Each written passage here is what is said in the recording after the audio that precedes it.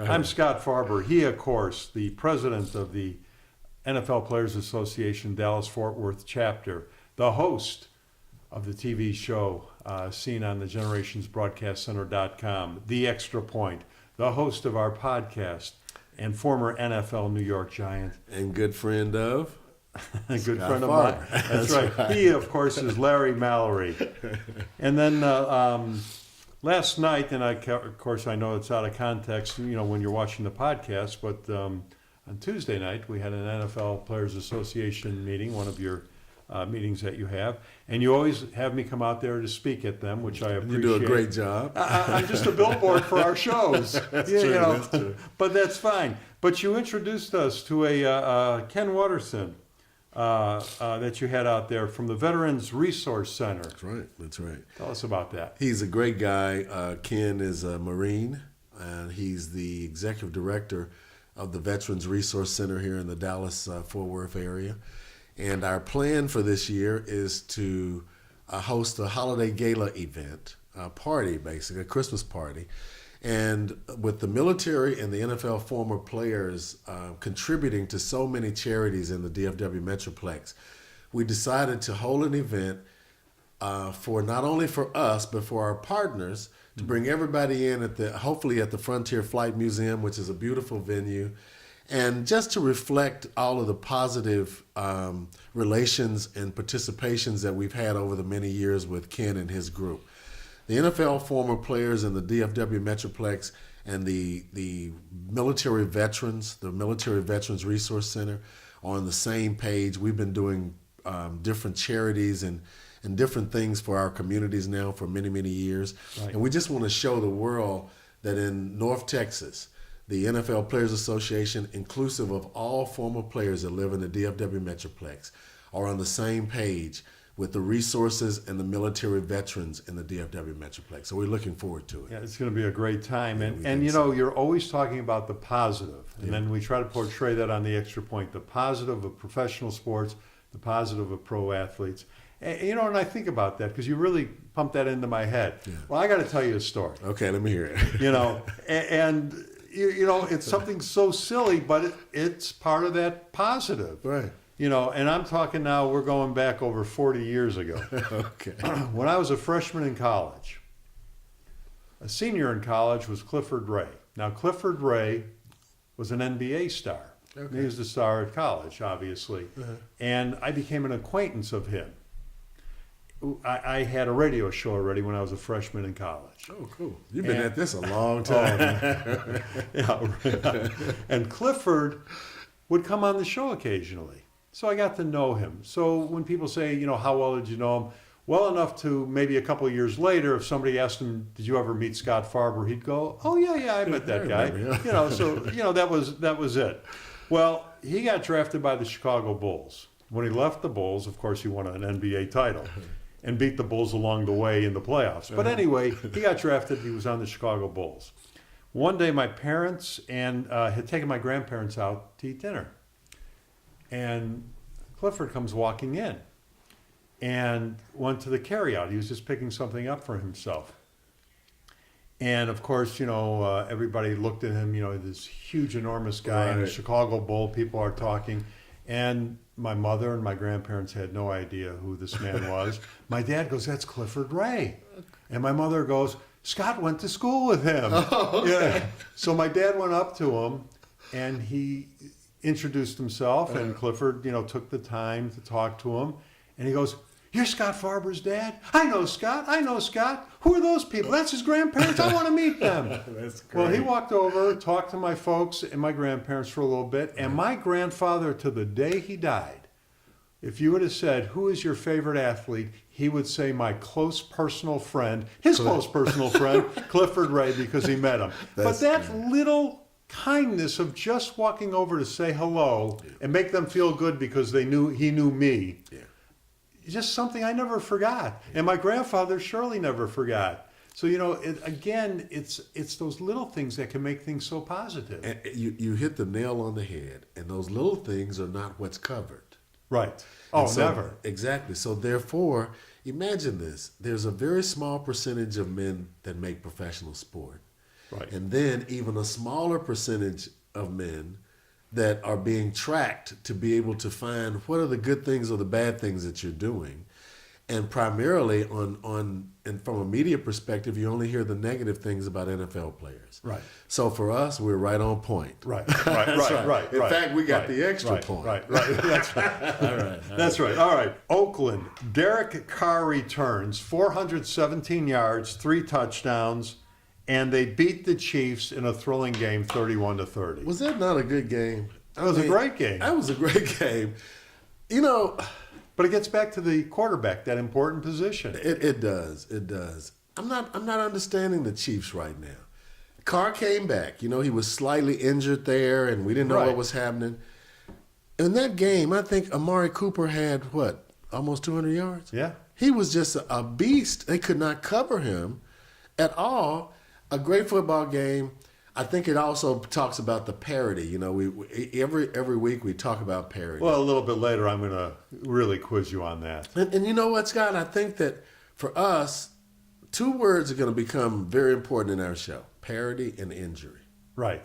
Because as the season goes on, injury will become more important. Exactly. So that was a good football game, but it was great to see them come back like that. How good is Oakland going to be again now? Because they've been having a tough time, and now he's back.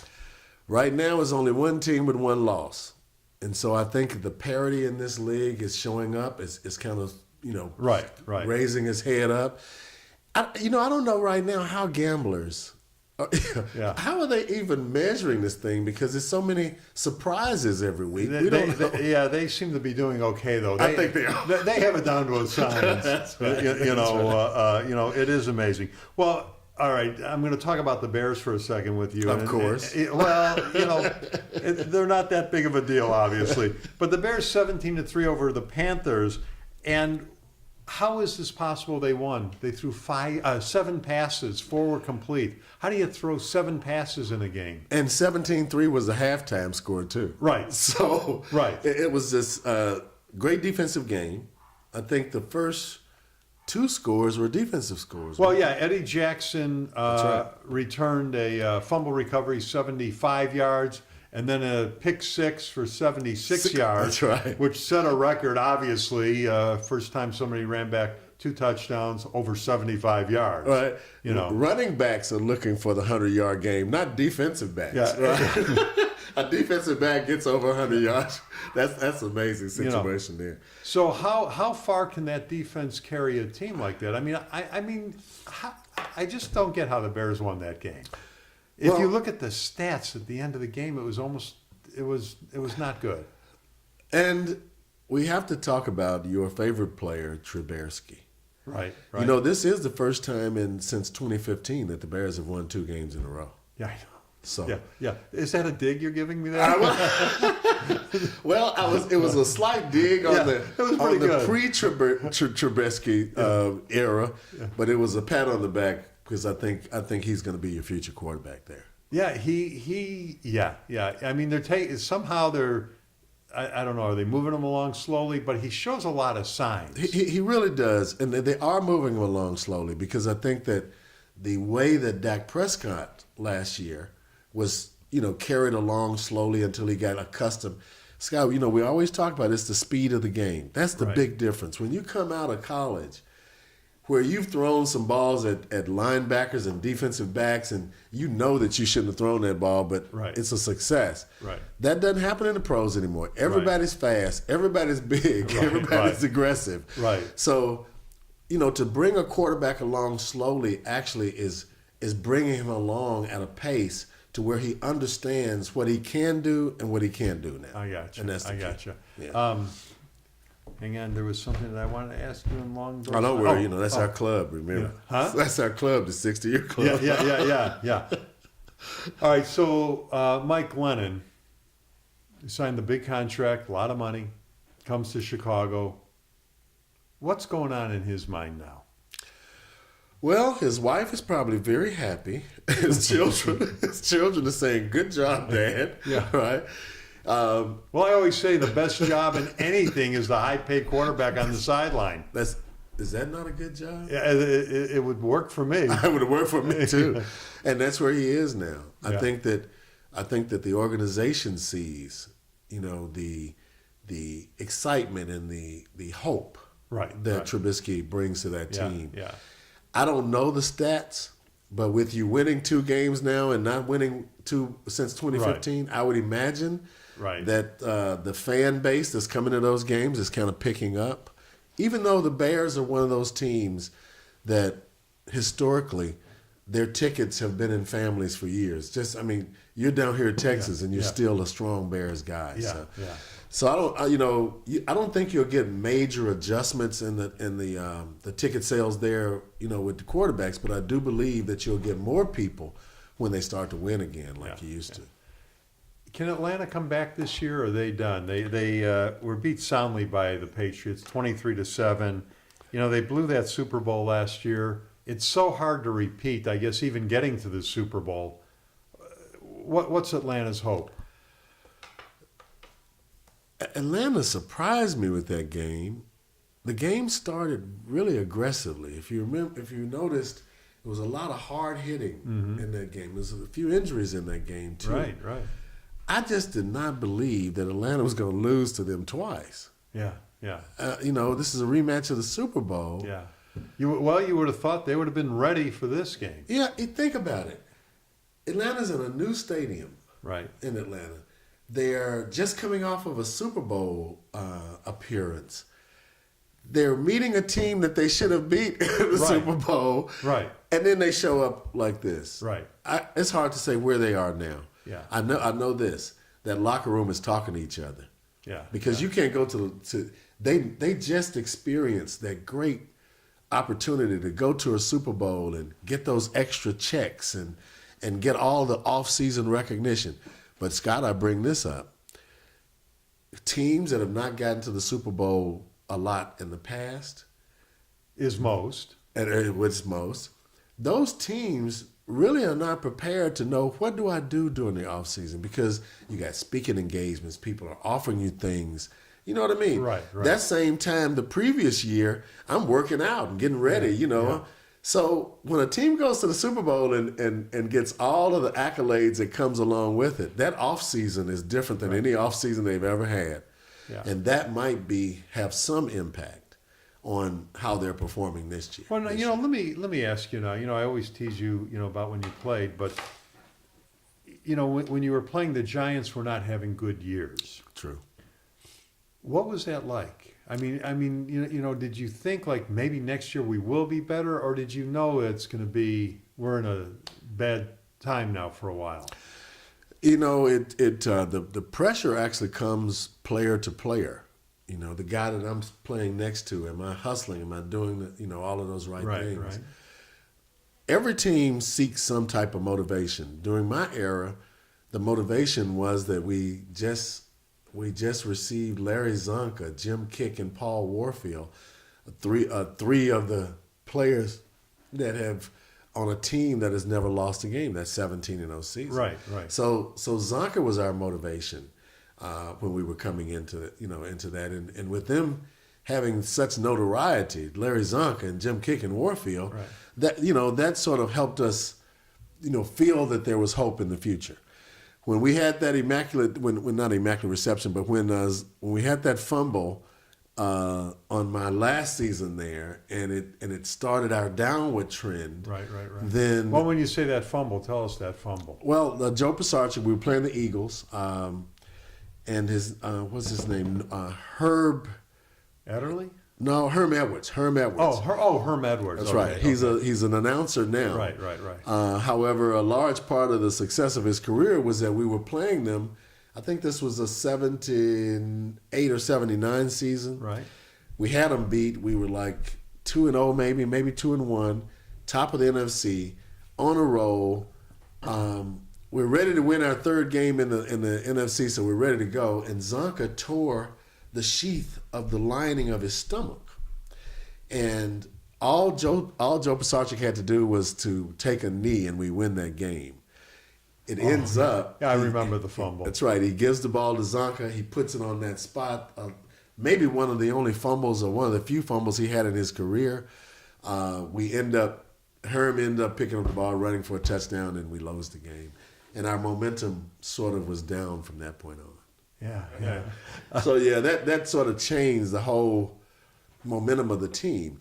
And I think when we're talking about teams that are in a losing trend, I think the pressure is more on the individual than it is coming from the coaches. And if can the coach say anything to change the culture, the thinking? Well, he can, obviously they can do their old coaching stuff, but at the professional level, there's also a responsibility by the player.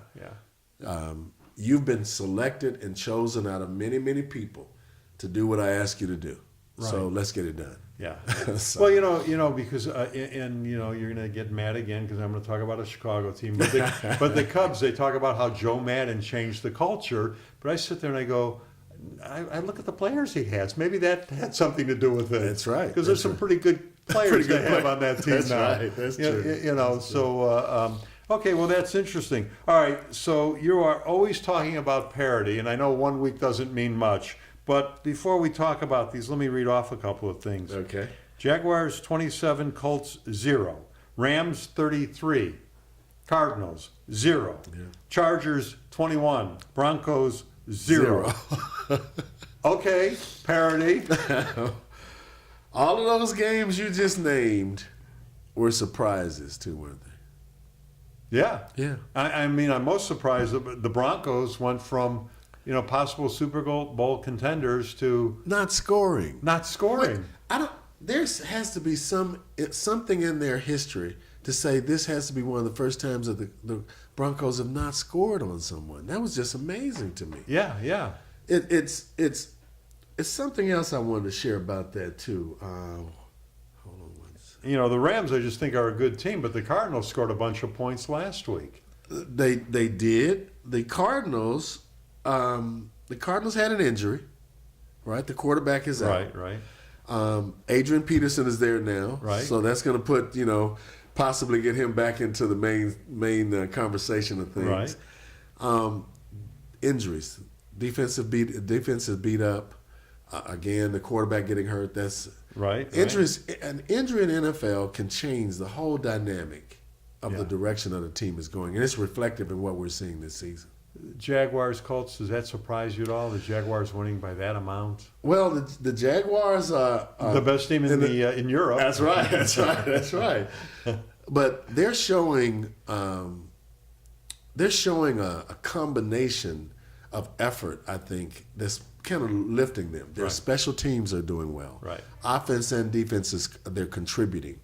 They're a young team. Miles Jack. Which is a local guy. I think he was Texas A&M. Miles Jack had a great game. I think he might have had 1 or 2 sacks in that game. Right. Yeah, so all in all, I think it's a young team, a motivated team, a team that has a little more exposure because they're the best team in London right now. Right. And I think that they're going in the right direction. Yeah. They seem happy. And then, all right, so what happened to the Giants? They won the week before. You would think they'd be up, and then they were shut out. I didn't read them yet on that list, but that was another shutout. I knew you were going to ask that question. Yeah, it was Seattle 24, the Giants. Yeah, well, Seattle too. That's a very good defense. The Giants, we have some work to do right now. Yeah. And you saw me stuttering there. Yeah, I'm loving this moment. I'm trying to. I just don't. I'd like to get in that locker room. Actually, this year the Giants' homecoming is for their Super Bowl team. So a lot of the former players are not going to. We won't. Well, that's going to be intimidating, I think, to this team. It is, isn't it? For the losses that they have, and then to bring those Super Bowl guys back. I would not want to be in the Giants' locker room right now.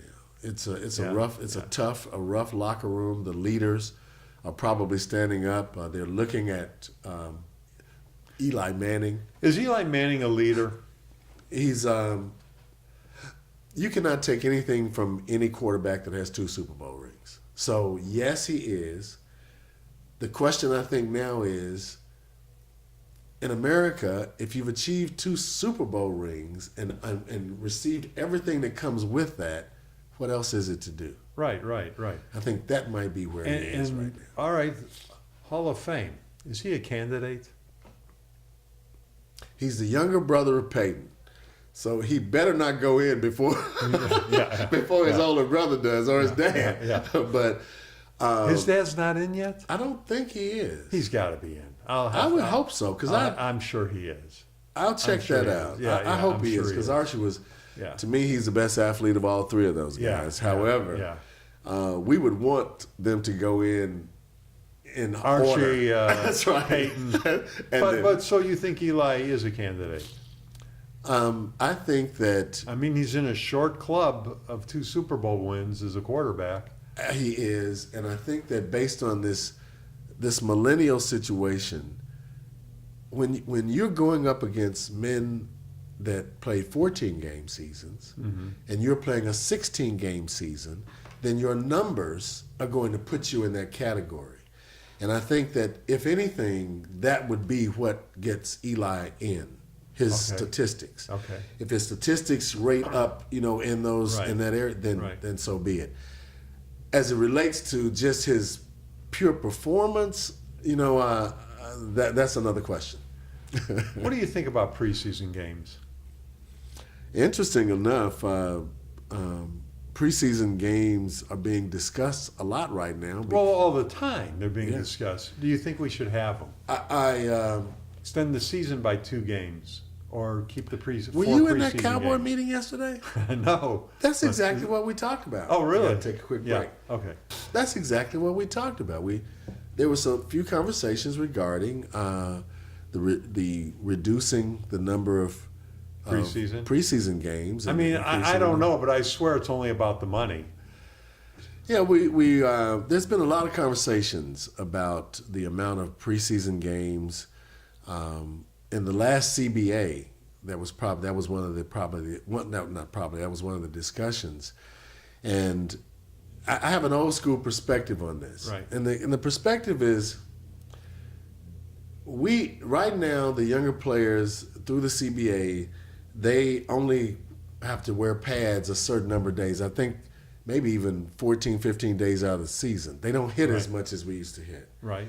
And in our day, we always thought that the preseason games and the preparation for the games, that hitting, we used to call it, produced a scab, so that you were prepared when it was time to go. And therefore, a lot of us played with injuries, played with our injuries. And so therefore, it allowed you to play longer because you felt that you were ready for the contact. Right. Nowadays, there's not a lot of hitting, and the game is faster. I mean, hitting before the game. Right. The game is faster. The hits are pretty vicious, and I don't know this statistically, but possibly the injuries are either the same or greater. Right. You follow me? So that would be interesting to find out. Yeah, I'm not sure if how the the injuries are. non-hitting exactly, helps or not, because therefore, when it's time to hit and you're faster and bigger, It's going to hurt. It's going to hurt. So Speaking of the hitting, what was the biggest hit you ever took? Well, I guess a lot of defensive players would the reason I played was on the defensive side because I wanted to hit and not be hit. Right. But probably a defensive player would relate to whatever his injury was. Right. So one of the hardest hits that I took, 2 of them I remember slightly, was one in Buffalo when we were playing the Bills. I was making a tackle and I got hit, and the hit crushed my sternum. Oh, lovely. And I had to be put in a body brace. Right. And then the other hit was a game in California. I think it was against the 49ers, and I got ear-holed on a kickoff. I was what you called a wedge buster. Right. Oh. A wedge buster. In fact, these days we no longer have wedge it's not busters. allowed. That's right. It's not allowed. Yeah. But one of my roles was to get down there quick and throw my body across those 4 men that's in front of the kickoff guy, and my responsibility was to break the wedge, at least to get 2 players down. And so I'm going down, and one of the kickoff guys knows that I'm the wedge guy, right? Right. And so he comes around, they all circle around, and he ear holes me. And I didn't remember much after that. Oh, man. Yeah, so Yeah. those Wow. are the two. Wow. Now, did you like doing that? Being a wedge buster? No. Oh. I didn't. I was one of the smallest guys on the team. I love that answer. Yeah, no. No. That's supposed to be something that a bigger guy Yeah. does, you know. Unfortunately for me, I was always trying to make an impression because I was small. You know what I mean? Yeah. And so I'm constantly out there, first guy out, last guy off, that kind of stuff. And so if I was in the coach's shoes, I would probably say, okay, well, you know, he's kind of crazy. I actually got to the training camps before the coaches. The training camp starts on my birthday, usually around the 20th of July. Right. I get there around the 4th, right after the 4th of July. I help the coaches to bring their luggage in. Right. You know what I mean? Oh, man. I'm trying to make the team. Yeah. So if they said, well, get that crazy guy, he'll go down and do it. So I guess I did it. Bill Bates made a career of it. He did. For the Cowboys. That's true. That's true. That's true. All right, so did the Cowboys redeem themselves? I know they were playing the Giants after a bye week, 40-10. Yeah. You know, or do you just say, that wasn't much? You know, I'll say that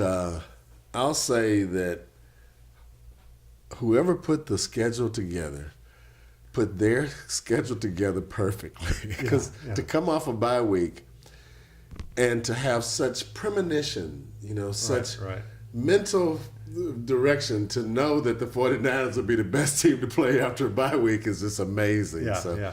So I guess to parallel their beautiful stadium and the beautiful practice facilities and the star and everything that goes along with, I guess, being a Dallas Cowboy, it was a perfect game for them. Yeah. They did come back. Ezekiel Elliott had a good game. I mean, he rushed well. Everybody looked pretty good on that game. All right, Dak or Wentz? Well, who you pick? Who's going to be the quarterback of the generation? Dak or Wentz, or somebody else? Well, right now I'm going with Wentz. I think he was something the other day. The Z effect is just amazing. I'm telling you. I think Dak is responding exceptionally well because, first, no team is going to want Ezekiel Elliott to beat them. Therefore, they're going to force him to beat you. And he's handling that role very, very well. Right. Yeah, he's an exceptional young man. And I just have to give him kudos because all the NFL teams are important. Right. But America's team, you know, honestly has a different perspective in this country. And for him to walk into that team, walk into all of the resources and opportunities that he has, to be able to manage it the way that he's managing it, to have your owner, honestly, put into the Hall of Fame. Your owner's in the Hall of Fame and you're the quarterback, right? Right. I think that he's just really done a fantastic job in handling a very challenging, a possibly challenging opportunity. All right. Are the Chargers going to be kicking themselves starting the year 0-4? They've now won 3 in a row. I mean, it seems like now they're going to start talking about how all the games they lost were close, but now they're up against the Patriots. Does this come to an end now, or they keep rolling? I think that it probably has a bump in the road for them. Never imagined they beat Denver 21-0. Amazing game. But what do we say about the Pats? 60 minutes. 60 minutes, man. 60 minutes. 60 minutes in Belichick. You got to come ready to play those guys, and and be ready to put everything on the line because he's gonna pull everything out of the hat that he can imagine. Who are you taking? I'm taking the Pats. All right. Yeah, I kind of go with you. Sentimental value, people might say the Chargers, but I think the Patriots will prevail. And know this too, that this past week's game, the announcers talked a lot about Belichick's relationship with special teams. Right. See, the small things, you said it earlier, the small things matter. Right. And I think he's one of the best small a small things manager. Well, the details, you know. The details. Yeah, it all matters. It does. He spends. They were talking about this week on how much time he spends with the punters and with the kickers, and he was my first special team coach. And if you remember, he took us from 1.4, 1.5 seconds on kick on extra points and field goals to 0.8, 0.9. That's half. That's right. He's an amazing mind for football. Yeah. Oh, that's interesting. So he took it down from 1.4 to 0.8. He figured out the ball rotation on a left-hand center that I had to ensure that every snap, the strings were in my right hand. So that when the strings are in your left hand, that's a hard turn to get them around for the kicker so he doesn't kick the strings. And know that the strings on a football moves it right to left. Right. So you want to get those strings as a holder in your right hand all the time so that when you catch the ball and put it down, all you have to do is turn here or turn there. Yeah. But if it's in your left hand, yeah, then your left arm actually is in the sight, in the line of sight for the kicker.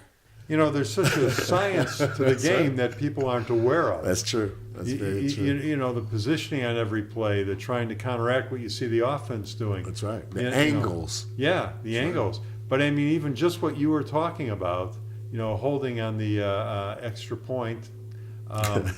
Way to go. Yeah. You know, I never heard of that. I never thought of that. But, you know, all of those little things. Yeah. You know, and I could see Belichick being the one to figure it out. That's true. Yeah. Also coming up this weekend, Larry, the Texans and the Seahawks. You know, we kind of really don't know where the Texans are yet. They're at 3-3, but where are they really? Well, they have the young quarterback, I think, is leading the league or in the top of the league in terms of touchdowns. A lot of injuries. J.J. Watt, a key injury. There was another major injury on that team as well. The Texans, offensively, I think they're gelling. Right. I think we talk about parity and injury. I think the injury impact is on their defensive side. I think it might be tough for them to keep teams from scoring. Cowboys, Redskins, this could be the turning point for both teams, one way or the other. It could. I mean, the loser really puts himself in a hole. That's exactly right. And at a time, they put themselves in a hole at a time when the Eagles are just soaring. Yeah. I do believe the Cowboys are probably a better overall mix and team. I think they'll probably take the Redskins. It's in Washington now. You know, the big story on this is let's hope that Josh Norman is not injured. You know, he didn't play this last game. Right. And you can see on television all the time he and Des Bryant's relationship. Yeah. You've seen it on commercials. Oh, yeah. So, if anything, I think the Cowboys are going to win. But my hope is that I can see Josh Norman, Des Bryant battle for the entire 60 minutes. That would be a great battle. Yeah. See, you like those individual matchups. That's right. You know. That's right. All right, the final game we want to talk about this week's, who is going to come back, Broncos or the Chiefs? Both struggling a little bit. Chiefs are in a better position, obviously, but who's going to win this game and kind of reestablish themselves? You know, you asked some of the hardest questions. Those two teams. Because you have all the answers. All right. I'm actually going with the Broncos. I think it's a home game, isn't it? I think they're in Kansas City, but I could be wrong. I could be wrong, but I think it's in Kansas City. If they're in Kansas City, I'm going with the Chiefs. If they're in Denver, I'm going with the Broncos. I'm going with the Chiefs because I think Andy Reid is, you know, he's like Belichick number 2. You know, That's true. They don't talk about Andy Reid quite as much. That's true. But he just has a way of, no matter, didn't the Chiefs start 0-4 one year and wound up you know, right. 12-4 or something? I mean, something. I mean, he just has a way of getting to the playoffs. He's a player's coach. Yeah. And I would imagine that to listen to a message from him in that locker room is a motivating message. Yeah. Now, who was the coach for you with the Giants when you played? Well, we started off with Bill Arnsparger. Okay. And then we went to John McVay. Okay. who is Sean McVay's. Right. Yeah. And John McVay was the next 2 years. John actually was our head coach with the Memphis Grizzlies that had Zonka kicking Warfield from Miami. Right. So we all went up together. And then John quit the Giants and went to the 49ers. Right. And became president out there. John McVay was from Ohio, and he and the Bartola family grew up together. So, it was a natural transition for him to get back out there. And that's actually how I got picked up by the 49ers, and Ray Rhodes got picked up by the 49ers after Ray Perkins, which was the coach that came after McVay. Right. He cut both of us, and we both went out there. All right, let me ask you real quick before I close this off. What is that like? Being cut. When you've played your whole life, you've been a star your whole life, people have idolized you your whole life, and then one day some coach who you may or may not even like says, you're done. It's an emotional, psychological, physical challenge. Yeah. Did you sit and think that I'm going to prove him wrong? Or do you go, I'm done? No, you don't think you're done. It is so many circumstances that's involved in the menu or the recipe of being cut. Right. Sometimes it's not that you're not the good athlete, because at the end of the day, the athletes that are gathered to make a team are all pretty good. Not pretty good. They're all very good. They're all very good. I'm sorry, I was running. Okay. They're all very good. Right. And so a lot of times guys get cut not because they're not talented. It's because I have enough talent in that role that I don't need you or something else. Well, I go back to what Jack Lindsay, a minor league baseball player, told us on the Extra Point, that he was in the Dodger organization and they just collected That's right. Second baseman. That's right. the best athletes they could, and they just wouldn't let them go. That's right. You're stuck here now, and if you ever are good enough, like in Jack's case, to beat Pee Wee Reese, which nobody would have been good enough, That's right. you're going to sit right here until Pee Wee retires. So- But if we ever need you, we got you. And from a business perspective, that's primarily stacking talent in the area in which you're interested in. So Right. it somewhat makes sense. All right. Well, on Thursday, November 2nd, Larry is hosting a very special The Extra Point. It's on CTE, so you really don't want to miss it. It's going to be on the generationsbroadcastcenter.com, as all the Extra Points are, and this podcast is. You can catch that podcast on iTunes, just the audio portion, which is probably much better than looking at us. That's true. But you can take a look at us on the generationsbroadcastcenter.com. And we'll see you next week. Take care. Take care.